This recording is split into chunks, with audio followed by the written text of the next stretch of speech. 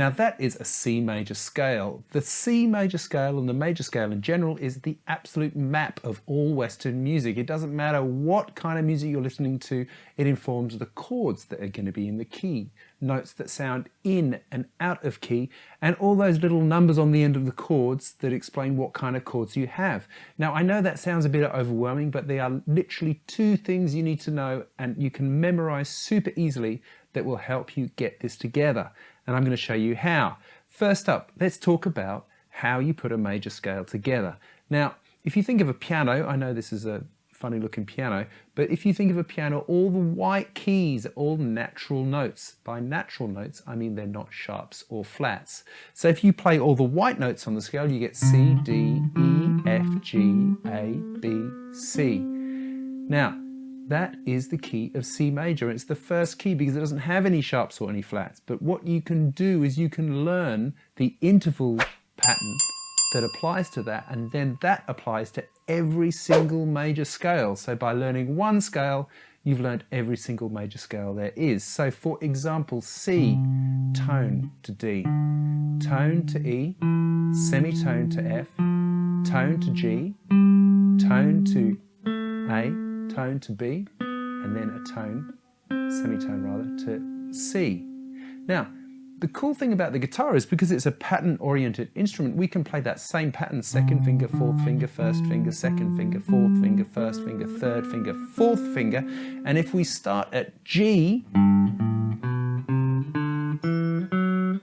we get G major, G, A, B, C, D, E, F sharp, G. So that is the first thing I need you to learn. Tone, tone, semitone, tone, tone, tone, semitone. The easy way to think about that is there's 2 and then a semitone and then 3 tones and then another semitone. And that's why when you get from C to C, it's called an octave because it's the 1st, 2nd, 3rd, 4th, 5th, 6th, 7th note, 8th note.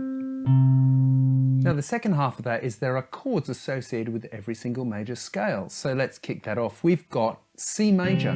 Let's think with C major. It's C, D, E, F, G, A, B, C. So each of those has a chord, right? And the pattern is major, C major, D minor, E minor, F major, G major, A minor, B diminished, C major. Okay, so major, minor, minor, major, major, minor, diminished. Now, why is that helpful? Well, it's just kind of the roadmap of every single song ever written. Now, if it sounds like everything's in key, it means that, so if your first key chord is C, there's only 6 other chords it could be after that if it's a different one to that in the song you're trying to work out, right? Imagine it's a G. Well, then we've got C and G. It sounded like a major key, it's gone to G. And let's say it sounds like a minor chord now. Well, it could be E minor, A minor, or D minor.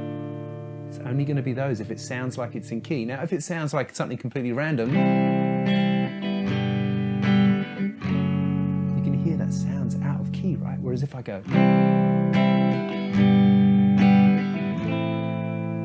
it sounds like it's in key. All right. So those 2 items, 2 tones, semitone, 3 tones, semitone. That's how you complete every single major scale.